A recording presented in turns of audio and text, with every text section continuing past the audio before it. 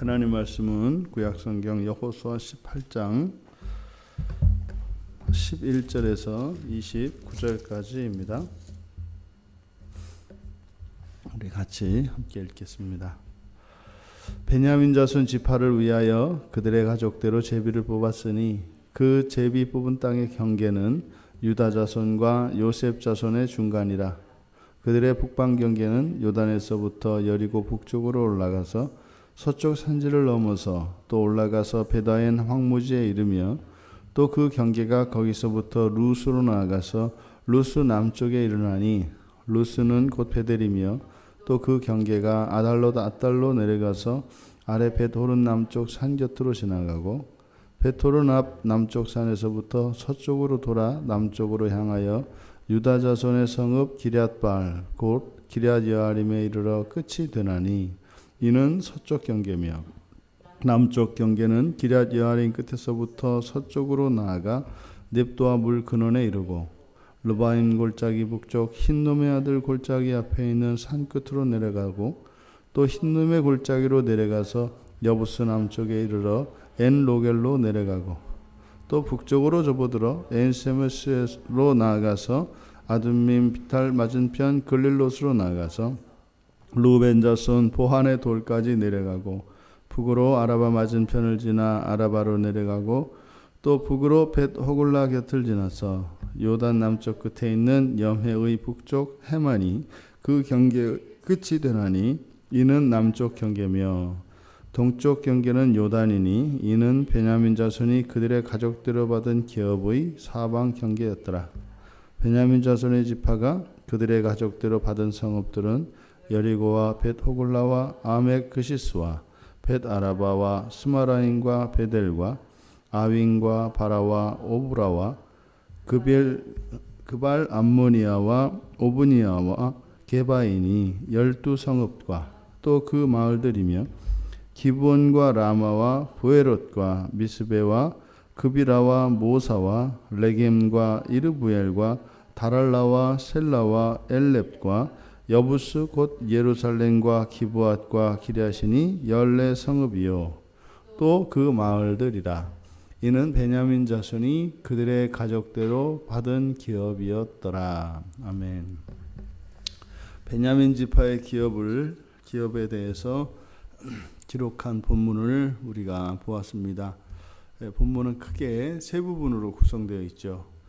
11절은 베냐민 지파의 기업의 위치를 이야기하고 있고 12절에서 20절까지는 베냐민 지파 기업의 이제 경계에 대해서 쭉 열거를 하고 그리고 21절에서 29절까지는 베냐민 지파에 할당된 그 성읍들의 이름이 기록되어 있습니다. 베냐민 지파의 그 기업의 특징을 보면 먼저 이 베냐민 지파는 서쪽으로는 그러니까 단 지파가 있고 그리고 동쪽으로는 요단강이 있고 그 건너편에는 루벤 지파가 있습니다. 그리고 그 아래쪽 최남단 지역으로 이제 사해와 요단강이 만나는 그 지역이 베냐민 지파의 동쪽과 남쪽 끝에서 만나는 곳이죠. 그리고 이제 북쪽으로는 에브라임 지파가 있고 남쪽으로는 유다 지파가 이렇게 이제 그 사이에 끼어 있는 것이 베냐민 지파 기업의 위치입니다. 그런데 지금 여기서 거론되어진 13절에 보면 그 베델이 에브라임 지파와 이제 겹칩니다. 16장 1절에 가면 에브라임 지파의 땅을 이야기를 하면서 거기에도 또 이제 에브라임 지파의 땅이 베델 산지로 이렇게 지나가서 베델이 에브라임 지파에 또 겹칩니다. 그런데 뒤에 가서 22절에 가 보면 정확하게 그 베델이 여기 베냐민에 속한 성읍이다라고 이제 정확하게 못을 받고 있기 때문에 아마 이제 그 베델 근처에서 에브라임과 베냐민 지파가 이렇게 맞닿는 것이고 그리고 이 베델은 베냐민 지파의 땅인 것이 확실합니다. 근데 이 베냐민 지파의 땅은 주로 사막지대입니다. 주로 산악지대입니다. 산악지대. 그리고 대부분이 이제 사막으로 되어 있고, 그래서 일부 여리고하고 그 예루살렘 부근의 그 땅만 좀 비옥합니다. 그러니까 되게 척박한 그 기업을 받은 게 이제 베냐민입니다. 근데 이 베냐민의 위치가 그 요단강 동편 가나안 땅에서 남북을 잇는, 그러니까 남북을 오가는 주요 통로, 주요 길목이 이 베냐민 지파를 지납니다. 그러니까 토지는 척박하고 그리고 교통로를 끼고 있으니까 주로 그럼 이제 베냐민 지파가 살아갈 길은 이제 뻔합니다. 그래서 이 베냐민 지파에는 분쟁도 많고 이제 갈등도 많이 일어나는, 이제 그러다 보니까 베냐민 지파들이 좀 사나워졌습니다. 그래서 베냐민 사람들이 상당히 좀 호전적인 그런 지파가 되죠. 그래서 야곱이 베냐민 지파를 그 물어뜯는 일이라고 한 것은 아마 베냐민 지파의 기업의 이런 지정학적 위치, 그리고 그 땅의 척박함이나 이런 것으로 인해서 이렇게 싸워서 정말 먹고 살아야 하는, 그래서 이런 호전성을 가질 수밖에 없는 베냐민 지파의 기업과 관련이 되어 있었구나라고 하는 것을 우리가 알 수 있습니다. 또 하지만 이 베냐민 지파는 여호와의 사랑을 받는 지파입니다. 신명기 33장 12절에서 모세가 이 베냐민 지파에 대해서 그렇게 얘기를 하죠.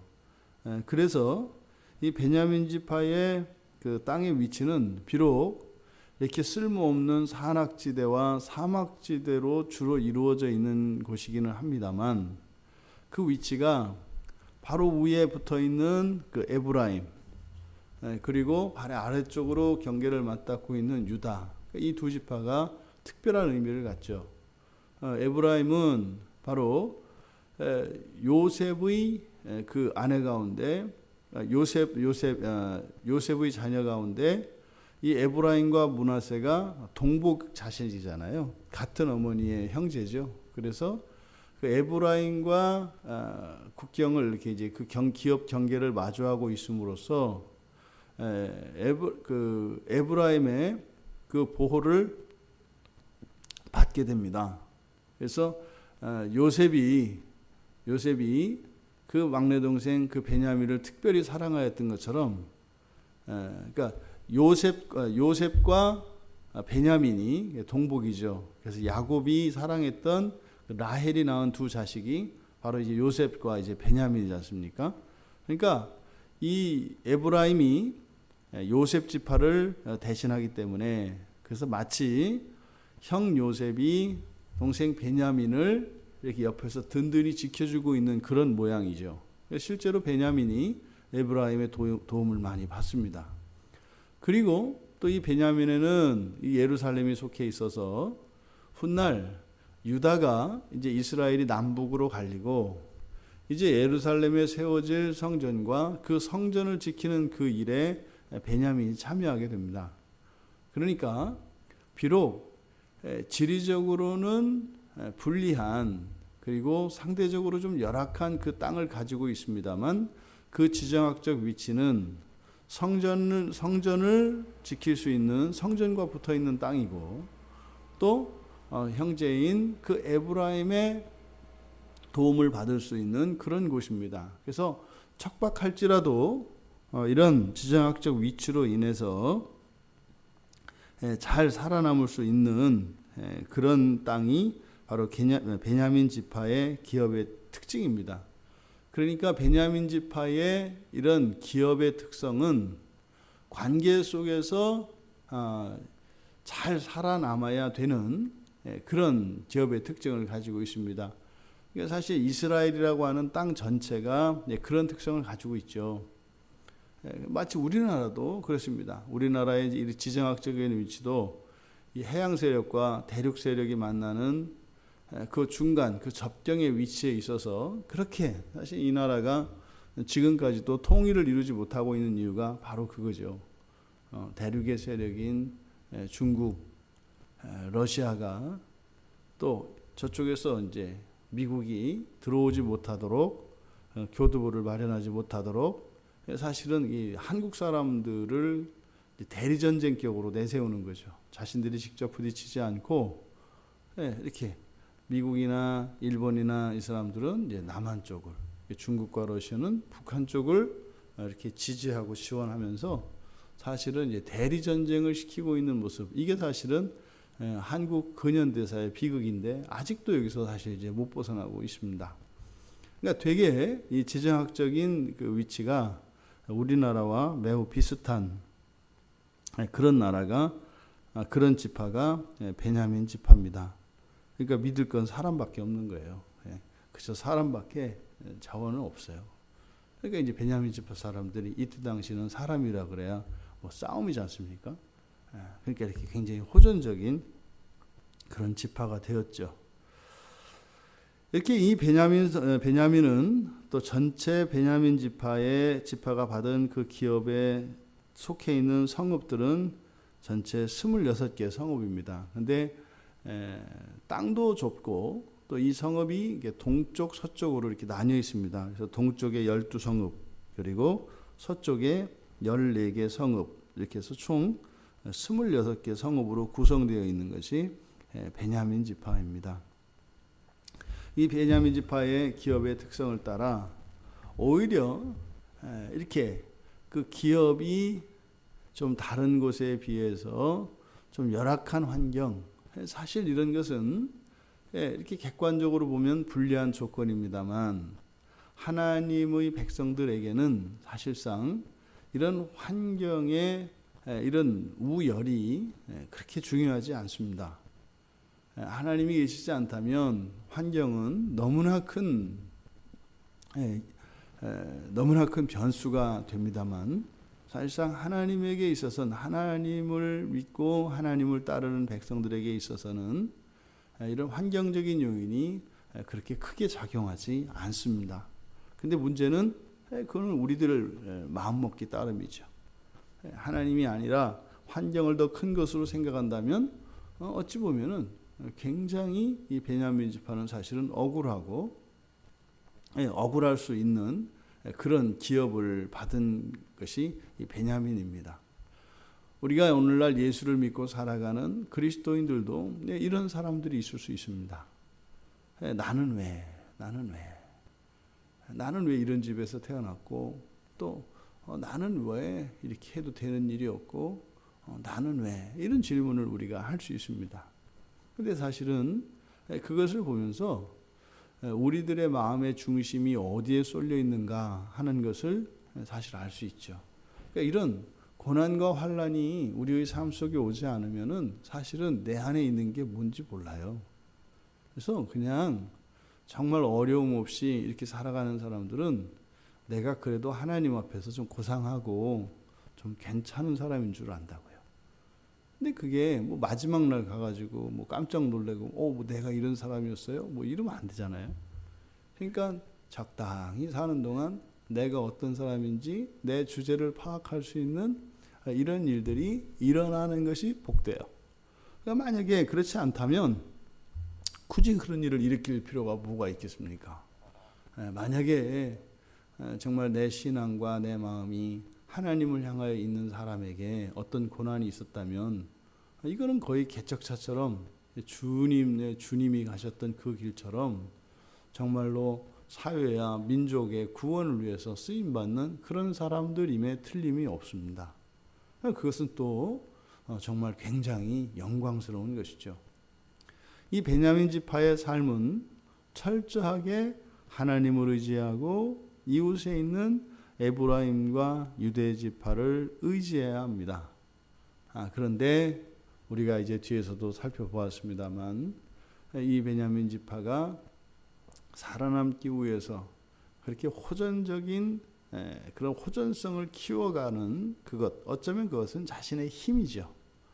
그래서 이런 관계를 의지하지 않고 자신의 힘과 독자적으로 무엇을 추구하고자 했을 때 이 베냐민 사회는 큰 악이 물들었었고 실제로 그 지파 전체가 멸절당할 위기에까지 처했던 것을 기억합니다. 우리 그리스도인은 서로 의지하며 살아가야 합니다. 하나님을 의지해야 하고 또 우리 형제 자매들을 서로 의지하며 살아가야 합니다.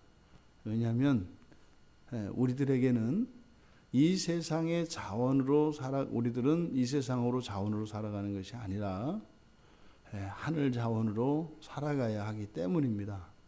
실제로 이 땅의 자원은 최소한 우리들에게 필요한 것들만 주십니다.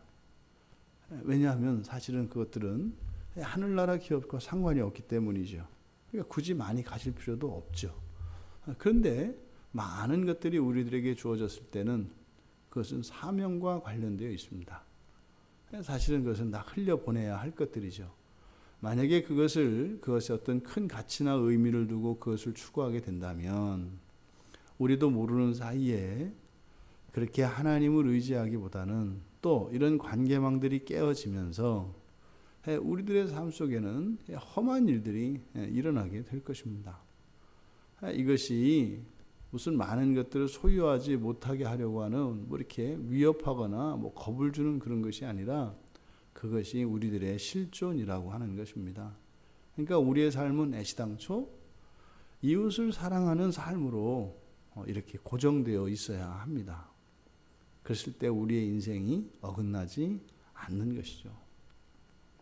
베냐민 지파의 기업을 우리가 살펴봄으로써 관계의 소중함, 무엇보다도 철저하게 하나님을 의지하며 살아가야 되는, 그리고 환경적으로는 좀 열악할지라도 그렇게 하나님께 가까이 붙어 있고 또 그 형제에게 붙어 있음으로 인해서 그 관계 속에서 살아가기에 어려움이 없도록 안배하신 그 하나님의 그 선하신 뜻을 밝히 안다면 베냐민 지파가 다른 지파에 비해서 이렇게 열악한 땅을 가졌다고 불평할 것이 아닌 거죠.